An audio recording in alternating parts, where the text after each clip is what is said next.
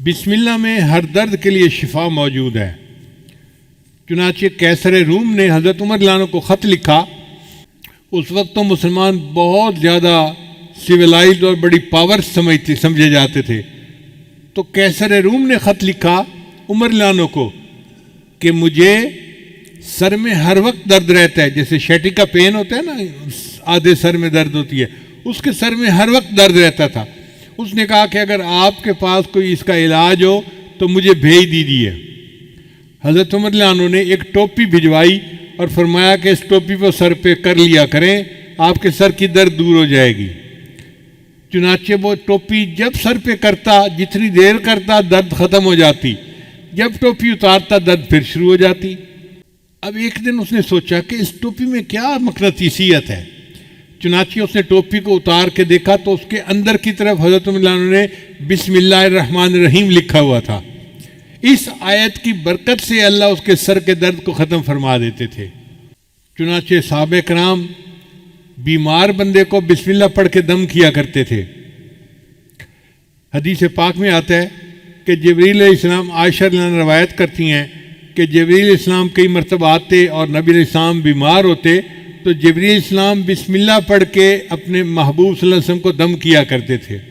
یہ ایک ایسا عظیم عمل ہے کہ جو ہماری سب بیماریوں، سب دردوں، سب مصیبتوں کے لیے تریاک ہے۔ حضرت عثمان بن ابی العاص نے نبی علیہ السلام سے شکایت کی، اے اللہ کے حبیب صلی اللہ علیہ وسلم، میں جب سے مسلمان ہوا ہوں تو میرے جسم میں دردیں رہتی ہیں، ادھر درد ادھر درد۔ تو نبی علیہ السلام نے فرمایا، تمہیں جس جگہ پہ درد ہو تم ہاتھ رکھ کر اس کے یعنی جگہ پر ہاتھ رکھ کے بسم اللہ پڑھ لیا کرو، اللہ تمہارے درد کو ختم کر دے گا۔ چنانچہ جب ان کو درد محسوس ہوتی تھی وہ درد کی جگہ پر ہاتھ رکھتے تھے اور بسم اللہ الرحمن الرحیم پڑھ لیتے تھے۔ اس کی برکت سے اللہ نے ان کے درد کو ختم فرما دیا تھا۔ عبداللہ بن عباس نے نبی علیہ السلام سے پوچھا، اے اللہ کے حبیب صلی اللہ علیہ وسلم، ہمیں بخار کا دم اور بیماری کا دم بتا دیا کریں، ہمیں کوئی بخار کا دم بتا دیں، بیماری کا دم بتا دیں۔ تو نبی علیہ السلام نے فرمایا کہ جب کوئی بندہ بیمار ہو تو تم اس پر پڑھا کرو بسم اللہ الکبیر اعوذ باللہ العظیم من کل عرق نار ومن شر حر النار اخرجہ الترمذی۔ یہ ترمذی شریف کی روایت ہے۔ تو نبی علیہ السلام نے ان کو بخار کا یہ دم سکھایا۔ اس کا مطلب یہ کہ بسم اللہ کی برکت سے اللہ تعالیٰ واقعی بندے کی بیماری کو ختم فرما دیتے ہیں۔ اس لیے ہر تکلیف کے وقت بسم اللہ پڑھنی چاہیے۔ احد کے موقع پہ حضرت طلحہ رضی اللہ عنہ کو زخم لگا تو بے اختیار ان کی زبان سے آہ نکلی، جیسے زخم لگتا ہے نا تو آہ بندہ کرتا ہے، آہ۔ تو جب ان کو زخم لگا تو انہوں نے آہ کی تو نبی علیہ السلام نے فرمایا، لو قلت بسم اللہ لرأیت بناءک الذی بنى اللہ لک فی الجنۃ وانت فی الدنیا۔ اگر تو اس موقع پر بسم اللہ کہتا جو تجھے چوٹ لگی تو دنیا میں رہتے ہوئے جنت میں اپنے ٹھکانے کو دیکھ لیتا۔ اگر تو بسم اللہ پڑھتا تو آپ دنیا میں رہتے ہوئے اپنے جنت کے ٹھکانے کو آنکھوں سے دیکھ لیتے۔ تو یہ بسم اللہ ایسا عمل ہے۔ چنانچہ ایک صحابی نبی علیہ السلام کے ساتھ سواری پر سوار تھے تو سواری کو ٹھوکر لگی تو صحابی نے کہا، تا سے شیطان برباد ہو جائے۔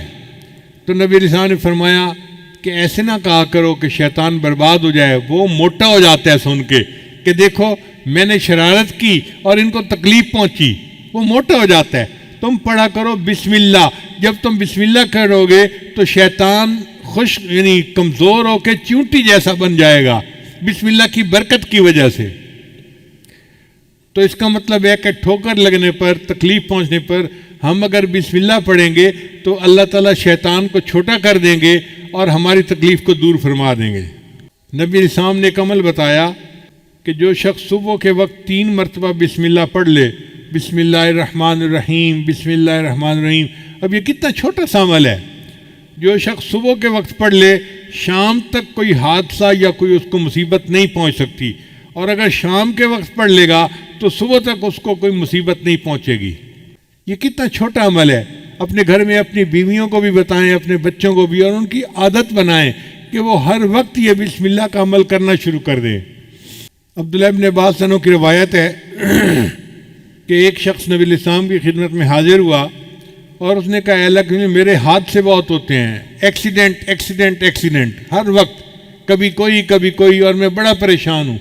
نبی علیہ السلام نے فرمایا کہ تم جب گھر سے نکلا کرو تو یہ پڑھ لیا کرو بسم اللہ علی نفسی و اہلی و مالی، یعنی میرے اوپر بسم اللہ، میرے اہل کے اوپر اور میرے مال کے اوپر بسم اللہ، تم یہ دعا پڑھ لیا کرو۔ اس صحابی نے جب سے یہ دعا پڑھنی شروع کر دی اس کے بعد زندگی بھر ان کا کوئی حادثہ نہیں ہوا، اللہ نے حادثے سے ان کی حفاظت فرما لی۔ اس لیے بسم اللہ جب انسان پڑھتا ہے تو حدیث پاک میں آتا ہے کہ اگر کوئی بندہ کپڑے اتارنا چاہے، جیسے کپڑے بدلنے ہوتے ہیں، نہانا ہوتا ہے تو کپڑے اتارنے کی ضرورت پیش آ جاتی ہے، اگر وہ اس سے پہلے بسم اللہ پڑھ لے تو اللہ اس کے گرد ایک دیوار بنا دیتے ہیں، جیسے قناعت آ جاتی ہے نا تو بندہ دوسروں سے اوجھل ہو جاتا ہے، تو بسم اللہ پڑھنے سے ایک قناعت سی بن جاتی ہے اور اس کو جن شیاطین نہیں دیکھ سکتے، کوئی نہیں دیکھ سکتا، تو وہ ان کے ڈر یعنی شر سے محفوظ رہتے ہیں۔ اب لوگ کہتے ہیں جی جن کا اثر ہو گیا، بھئی ہونا تو تھا ہی صحیح، آپ نے کپڑے بدلے بسم اللہ پڑھی نہیں، اگر قریب کوئی جن ہوگا تو اس کو غصہ آیا ہوگا کہ میرے سامنے کیوں یہ کپڑے ننگا ہو رہا ہے، تو اس نے تمہیں نقصان پہنچا دیا۔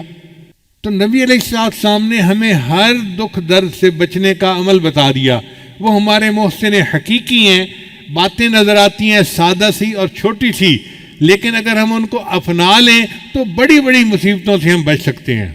چنانچہ جو بندہ اپنی بیوی کے ساتھ ہم بستری کرے تو اس کو چاہیے کہ پہلے بسم اللہ پڑھ لے، دعا ہے بسم اللہ جنبنا الشیطان و جنب الشیطان ما رزقتنا۔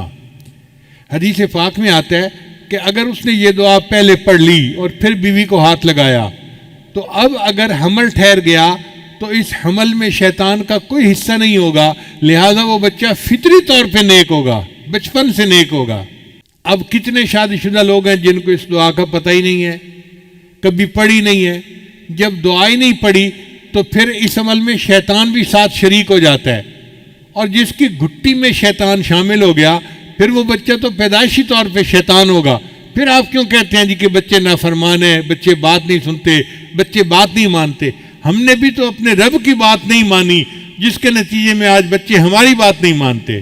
نبی علیہ السلام نے ارشاد فرمایا، جابر بن عبداللہ رضی اللہ عنہ کی روایت ہے کہ نبی علیہ السلام نے فرمایا کہ جب رات کو سوتے وقت بسم اللہ پڑھ کے دروازے بند کرو، یعنی اپنے دروازے جو گھر کے بند کرنے ہیں نا، عورتیں عام طور پہ بند کرتی ہیں گھر کے دروازے، تو عورتوں کو یہ عمل سکھانا چاہیے کہ وہ گھر کے دروازے بند کرنے سے پہلے بسم اللہ پڑھ لیا کریں، کیونکہ جو دروازہ بسم اللہ پڑھ کے بند کیا جاتا ہے شیطان وہ دروازہ نہیں کھول سکتا، شیطان گھر میں داخل نہیں ہو سکتا۔ پھر السلام علیکم جی دوستو، آپ نے دیکھا اور سنا شیخ پیر ذوالفقار نقشبندی رحمۃ اللہ علیہ کو کہ شیخ پیر ذوالفقار نقشبندی رحمۃ اللہ علیہ کیا بیان فرما رہے